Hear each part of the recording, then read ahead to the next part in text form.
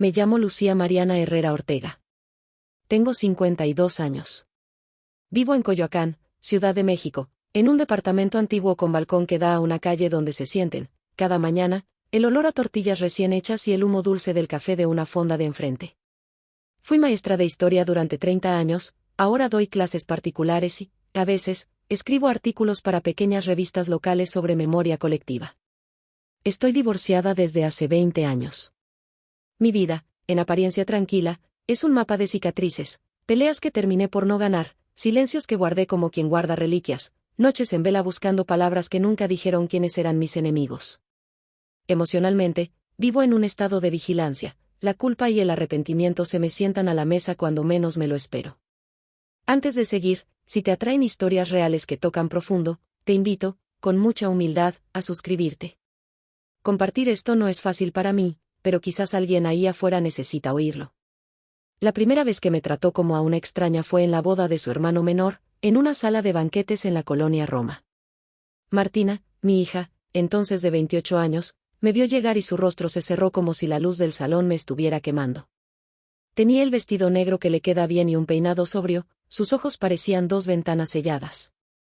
Me saludó con un gesto breve, como se saluda a un desconocido que no se espera encontrar en un sitio íntimo. Sus manos, que de niña buscaban las mías para cruzar la calle, aquella tarde me ofrecieron solo la bolsa de sus nuevos recuerdos, sin invitarme a entrar. «Hola», dije, intentando que mi voz no temblara. «Lucía», respondió, con esa distancia que pesa más que cualquier reproche directo. Y luego se fue. No me explicó nada. No hubo gritos, ni insultos, ni la gran escena que uno imagina cuando piensa en rupturas familiares. Hubo, en cambio, un frío que se expandió hasta el estómago y me dejó sin aliento. Me quedé en el umbral del salón como quien espera que la ficción se deshaga. ¿Será que se han equivocado? ¿Será un mal rato? Pero cuando esa noche me devolví a casa, la soledad tenía la forma exacta de su espalda marchándose. En el trayecto, el tráfico de la ciudad me pareció más denso que de costumbre, el smog picaba en la garganta y el ruido de los autos era un tamiz que me filtraba los recuerdos. Recordé su primer día de escuela, cuando la peiné con exceso de cuidado y le escondí un beso en la nuca para que no se asustara. Recordé su primer reproche adolescente, una frase que aún me quema: siempre escoges a la familia por la comodidad. Y recordé la noche en que decidió irse de la casa con una mochila y la convicción fría de quien ha decidido que algo no tiene vuelta atrás. Si esto está resonando contigo, un like nos ayuda a llegar a más oídos que quizá también están guardando palabras que necesitan salir. No fue la primera vez que me sintió como a una extraña, pero sí la primera vez que lo hizo en público, donde la vergüenza tiene testigos y la culpa tiene eco. Después vinieron mensajes silenciados, llamadas que colgaban antes de que respondiera, y correos que nunca llegaron a la bandeja de entrada. Su silencio era más devastador que cualquier acusación, me borró sin explicaciones. Esa noche, mientras abría el refrigerador y el zumbido de la luz era el único sonido fiable, recordé la promesa que me hice cuando era joven: no repetir los errores de mi madre. Pero promesas son cosas delicadas, se rompen cuando el mundo pide a gritos que te encoges para que otros quepan. Cerré los ojos y sentí un nudo en el pecho, una especie de náusea que me pidió que respirara despacio. La respiración, aprendí después, se convierte en el único vínculo que tenemos con la certeza en tiempos de peligro. La historia que estoy por contar no empieza ni termina en esa boda. Es una sucesión de silencios que se fueron haciendo muro, y de una respuesta que, al final, sería histórica no por su teatralidad, sino por su verdad. Mi vida entera había sido una biblioteca de razones que guardé para mí mientras afuera la ciudad seguía: vendedores ambulantes, el claxon de los micros, el acordeón de alguna canción mexicana que nunca envejece y un perro que aúlla a la medianoche. Y dentro de esa biblioteca, había capítulos que pensé eran solo míos. No lo eran. El sabor del mole en la cocina de mi abuela, el tacto de los libros de historia que me servían de refugio, la política hirviendo en las tertulias del barrio, todo eso fue moldeándome. Conocí a Joaquín cuando tenía 22 años. Él era carismático, hombre de negocios con sonrisa fácil y manos que sabían prometer futuro. Nos casamos cuando yo tenía 20, la boda fue pequeña, con música de mariachi y una piñata rota justo a la salida de la iglesia. Cuando nació Martina, el mundo pareció detenerse, la miré y supe que mi deber sería enseñarle lo que yo aprendí a golpes y a lecturas. Pero con el tiempo, bajo la superficie del matrimonio, comenzaron a aparecer grietas. Joaquín tenía un verbo para justificar todo: la culpa era siempre del otro, de la prensa, del sueldo que llegaba tarde. Y, lo peor, había cosas que callaba, reuniones a altas horas, viajes que no tenía por qué explicar, llamadas que yo escuchaba de lejos y que olían a mentiras. Yo elegí la prudencia porque temía perder mucho, la casa, la estabilidad, el nombre que nos abría puertas. Ser prudente se convirtió en mi coraza. Hubo un episodio que marcó un antes y un después. Una vecina, doña Rosa, cuyos frijoles cocinaba como nadie, se acercó un día con la mirada desencajada. Lucía, me dijo, ¿tu marido? Me contó rumores que no quería creer, habló de chicas en oficinas, de llamadas en hoteles, de favores a cambio de favores. Me dijo, no estoy segura, pero alguien tiene que decirlo. Yo la escuché, sintiendo mi cuerpo quedarse frío, y opté por no preguntar más. Elegí la economía del silencio porque tenía miedo. Miedo a la verdad que derriba reputaciones, miedo a quedarnos sin techo, miedo a las heridas en una ciudad que ya nos había dado bastante. Martina creció en ese silencio. Ella, que veía el mundo con ojos de justicia instantánea, comenzó a percibir la ventaja del padre, la manera en que ciertas puertas se abrían para nosotros. Cuando era adolescente, se enojó conmigo por razones que entonces me parecían superficiales, por mi pasividad ante sus maestros, por no defenderla contra el prefijo, te lo mereces, que algunos adolescentes usan como arma. Pero era más que eso. A los 17, se encontró con una amiga que le contó historias que la rama de nuestra familia había intentado ocultar, historias de la empresa de Joaquín, contratos irregulares, mujeres que desaparecían de funciones sociales sin que nadie preguntara. Martina, que ya tenía un instinto político heredado de mis enseñanzas en casa, comenzó a armar piezas. Una noche, la confrontación explotó como un vidrio bajo el sol. Martina, me miró con una furia contenida y dijo, te quedaste callada cuando tenías que gritar. ¿Prefieres las cosas bien puestas que la verdad? Esa frase me atravesó. Respondí, torpe, con excusas, no lo sabía, no podía hacer nada, es complicado. Ella me contestó con la cláusula del abandono, si podías, mamá. Siempre pudiste. Y se fue. En los años siguientes, su distancia se volvió un muro. Me acusó de cobarde en mensajes que guardé como agujas.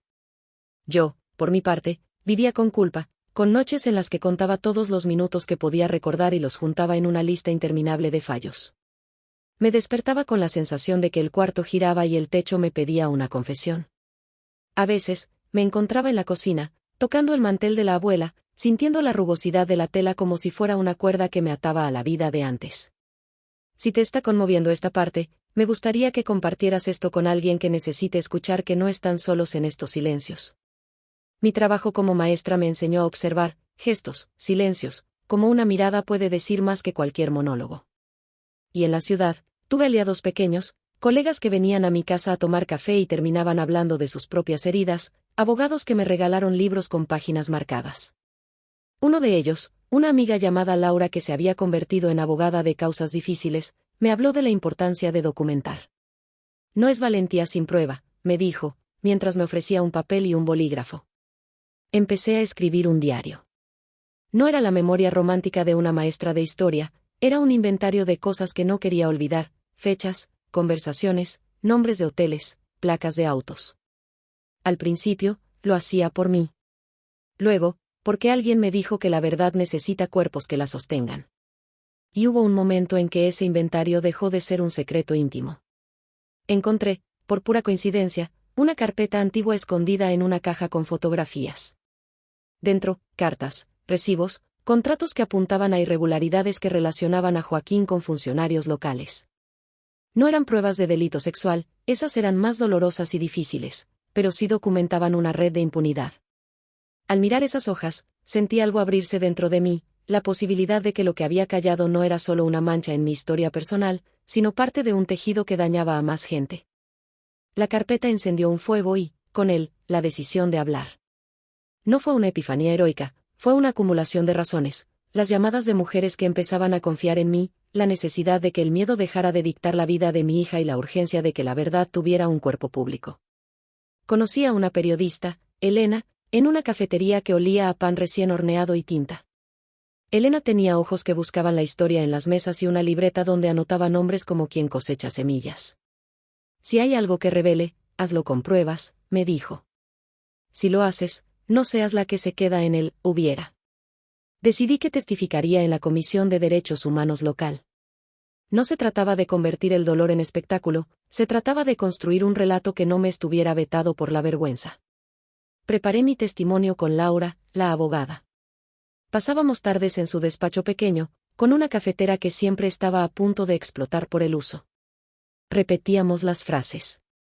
No es venganza, me decía Laura, es reparación. Y sin embargo, cada vez que practicaba, sentía una ola que me arrastraba al pasado, noches en las que me había callado, el miedo en la cocina, el llanto que escondía en el cuarto de servicio. Cuando llegó el día, el cielo estaba bajo, con nubes que olían a lluvia. La comisión estaba llena de sillas metálicas que vibraban cuando la gente se movía, el aire acondicionado funcionaba a medias y el olor era a papeles viejos y sudor. Me senté frente a una mesa larga, detrás mi hija no estaba físicamente, pero más tarde me enteraría de que me veía por transmisión desde un departamento que alquilaba en otra colonia. Respiré. Mi cuerpo sabía que lo que iba a hacer era peligroso, sentí un frío en las manos y un zumbido en los oídos. Empecé a hablar. No fui melodramática. Cuento las cosas con la exactitud de quien ha guardado cada fecha como si fuera un fósil. Dije los nombres de los contratos, las fechas de las transferencias, los lugares donde se celebraron fiestas. Hablé de esa carpeta que encontré, de las cartas que no sabía que existían hasta que mis dedos las rozaron. Hablé del miedo que me enseñaron a tener, si hablas, te quedas sin techo. Y conté lo que más me dolía, que mi silencio había lastimado a mi hija y que no sabía si pedir permiso para redimirlo. La audiencia se transformó. Lo que era una sesión rutinaria sobre irregularidades empresariales tomó la forma de un caso que iluminaba la impunidad de un hombre que muchos creían intocable. Empezaron a aparecer otras voces, mujeres que no se conocían entre sí y que, tras mis palabras, decidieron contar. Una tras otra, describieron situaciones que completaban el mapa de mi carpeta. No eran acusaciones aisladas, eran un patrón. La sala se llenó de testimonios que olían a temor y realidad. Hubo quien lloró, quien gritó, quien se tapó la cara. Yo, por mi parte, sentí que mi cuerpo se movía con la lógica de una maquinaria que había tardado años en encenderse. Si esto te está tocando, decirlo no es poca cosa, un comentario aquí abajo puede servir para quien aún no encuentra la voz. La repercusión fue inmediata. La prensa local empezó a llamarnos. Algunos me preguntaban por mi relación con mi hija. Otros por la veracidad de los documentos. Hubo ataques, cartas anónimas, una nota pegada en la puerta del edificio que decía, traidora, y una llamada a medianoche con respiración pesada. Pero también hubo apoyo, vecinas que me llevaron comida, antiguas alumnas que vinieron a dar testimonio, un grupo de mujeres que organizó una vigilia fuera de la casa de la familia Salazar. Esa vigilia, pequeña al principio, creció hasta convertirse en un coro que sostenía la idea de que las cosas podían cambiar. El impacto alcanzó un punto que no imaginé, la fiscalía reabrió investigaciones que llevaban años dormidas en cajones. Los medios nacionales se interesaron. Mi nombre apareció en notas que relataban la caída de un esquema de protección a poderosos. En la plaza pública los comentaristas debatían mi moralidad, algunos me acusaban de buscar protagonismo, otros, de haber actuado tarde. Mi hija, sin embargo, siguió sin contactarme. La distancia entre nosotros no se acortaba por portadas de periódico ni por discursos valientes. La respuesta que había escogido, salir de la biblioteca del silencio y poner los documentos sobre la mesa, empezó a tener consecuencias que yo no podía medir del todo. Me di cuenta de que mi acto no era únicamente personal, estaba detonando historias ajenas que pedían reparación. Y estaba lista para pagar el precio, porque todo aquello me había hecho comprender algo vital, la verdad, para volver, a veces necesita que alguien la saque del sótano de la complicidad. La audiencia pública se convirtió en un proceso que tardó meses. Testigos aparecieron, audios fueron entregados, contratos fueron desacreditados. Cada testimonio me dejaba con músculos tensos, cada noche, caía rendida en la cama con la sensación de haber dejado un trocito de mí en la sala. Hubo ataques personales. Joaquín negó todo con la parsimonia de quien sabe que la impunidad protege, su abogado buscó desacreditarme, sacaron a relucir mi pasado, mis errores, mis silencios. Ella pudo haber hablado antes, decían. Ella fue parte del juego. Eran verdades a medias que querían que la gente olvidara que la verdad no siempre es una línea recta. Entonces llegó el día en que Martina apareció.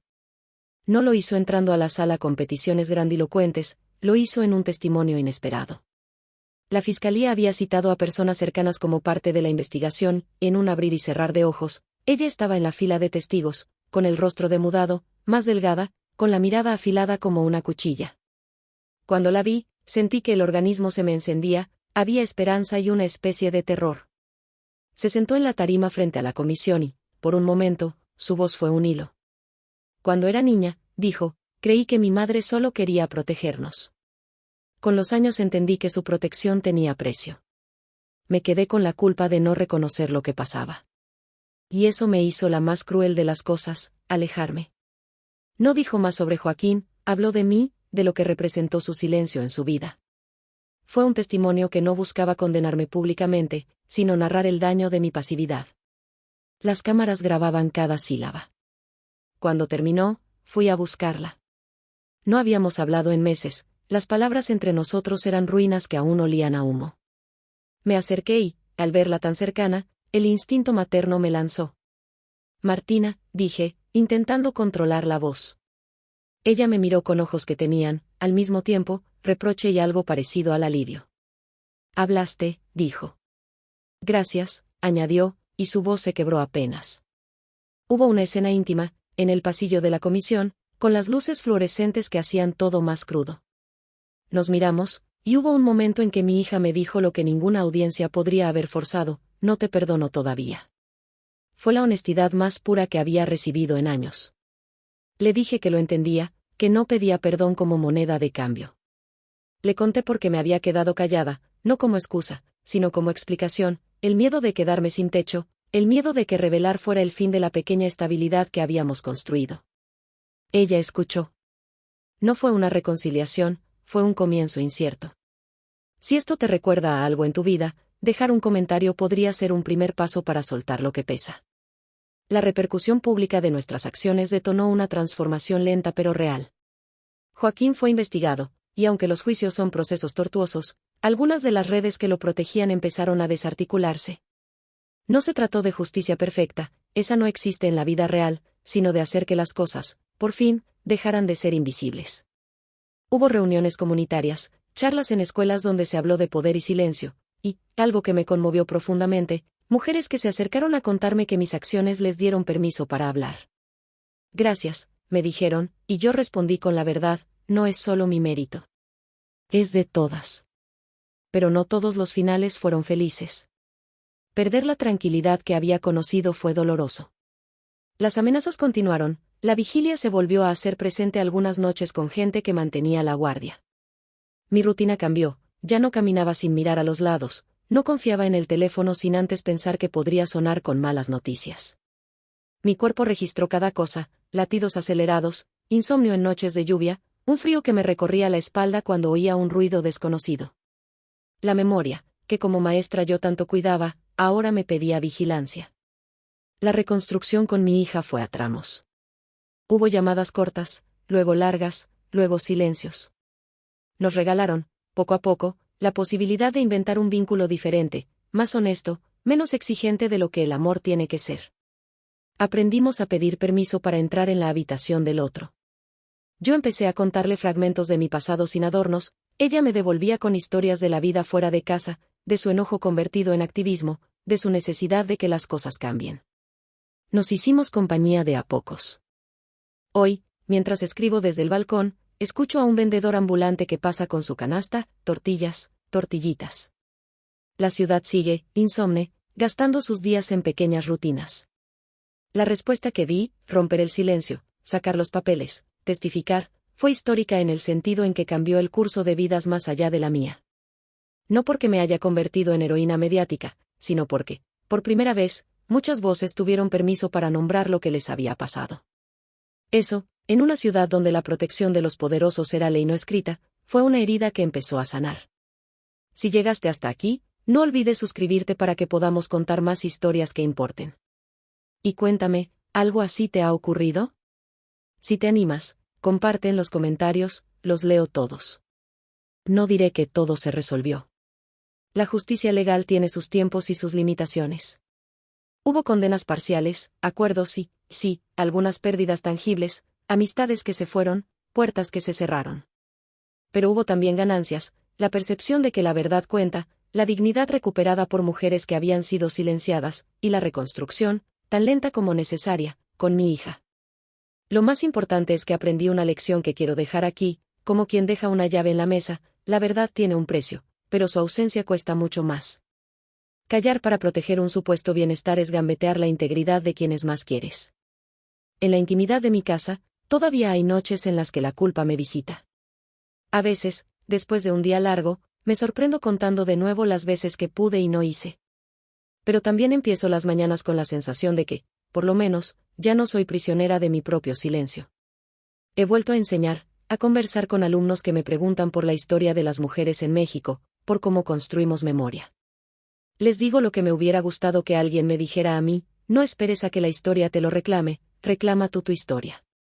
Esos son los ecos que deseo dejar, pequeños, persistentes, humanos.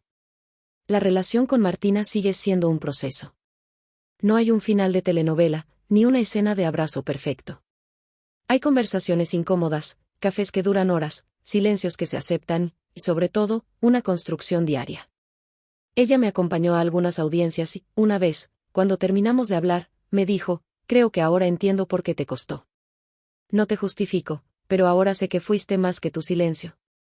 Y eso, más que cualquier sentencia, fue una forma de reparación. Si esta historia te tocó, un gesto sencillo como dar like o compartir puede ayudar a que más personas sientan que no están solas. Haz algo pequeño por alguien que tal vez necesite valor para hablar. Al final, la lección es que las respuestas históricas no necesitan ser grandilocuentes. A veces son la suma de pasos temblorosos, de papeles sacados de cajones, de testimonios que se sostienen en la verdad. En mi caso, mi propia hija me trató como a una extraña, mi respuesta no fue una venganza pública ni un gesto teatrero. Fue la decisión lenta y dolorosa de nombrar lo que había vivido, de abrir la puerta a otras voces y de aceptar el precio de esa honestidad. No fue fácil. No fue perfecto. Pero fue necesario. Camino por Coyoacán y a veces me detengo frente a la plaza y observo a las parejas, a los niños que juegan, a las abuelas que venden sus tlayudas. Pienso en las pequeñas decisiones que, sumadas, hacen una historia. Si algo me ha salvado en este proceso, ha sido la certeza de que la memoria, cuando se comparte, puede transformarse en restitución. Y si hay algo que quiero que te lleves, como quien pasa una servilleta a otro para secar una lágrima, es esto: hablar no siempre arregla las cosas de inmediato, pero quedarse callado casi siempre perpetúa el daño. Gracias por escuchar. Si quieres seguir acompañándome en este camino de verdades y de reconstrucción, suscríbete. Y recuerda, ninguna historia completa se escribe sola, la tuya también merece ser escuchada.